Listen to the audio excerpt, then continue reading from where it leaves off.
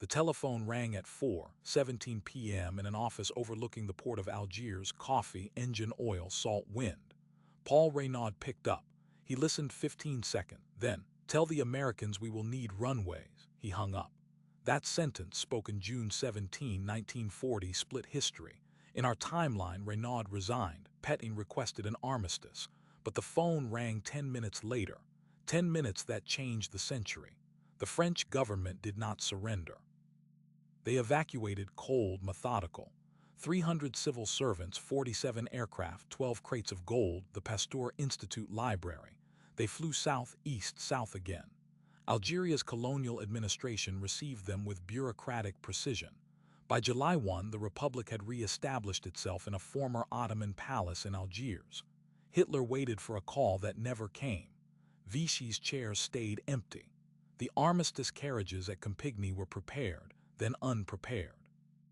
The Foura had planned for surrender, not for a government scattered across North Africa, broadcasting in 4 languages, coordinating resistance from the Mediterranean to the Congo.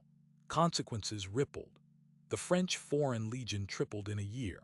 Men from Indochina, Senegal, the Caribbean arrived by ship and plane. The army regrouped in the Atlas Mountains. German intelligence tracked supply columns through the Sahara. Libyan Italians faced a ghost, the 4th Colonial Division, thought destroyed in the Ardennes, reappearing at oases with artillery and fresh water. But the real transformation happened in cities. Algiers became a wartime capital like no other, minarets beside government buildings, the call to prayer mixing with typewriters. French and Arabic interwove in official documents.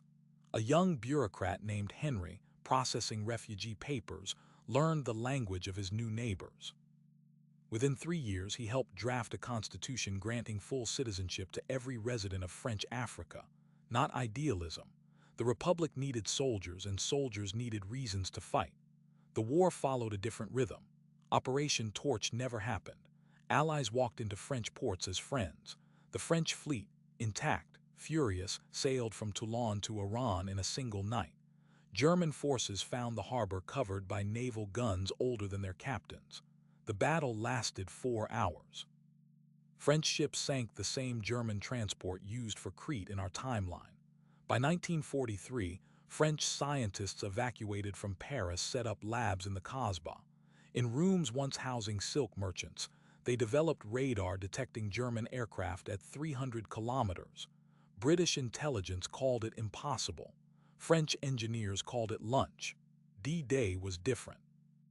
American and British forces landed at Normandy, but with French generals commanding logistics, desert-hardened soldiers, and maps drawn by men who remembered every hedge. German defenses cracked in 8 weeks. Paris was liberated in August by a coordinated surge from 3 directions. Yet this France was not the France that fell.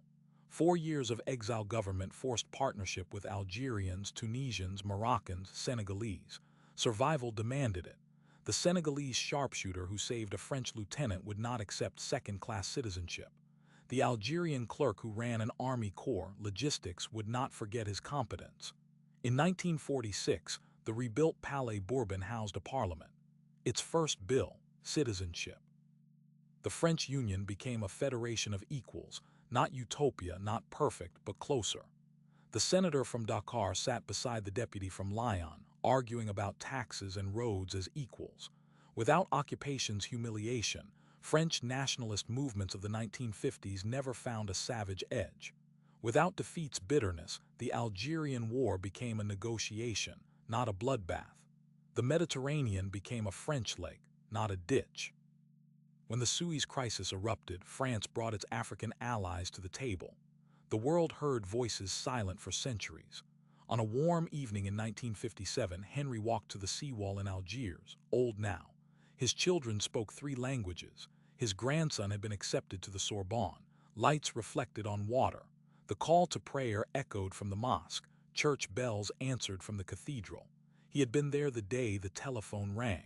He had seen a country die and another be born.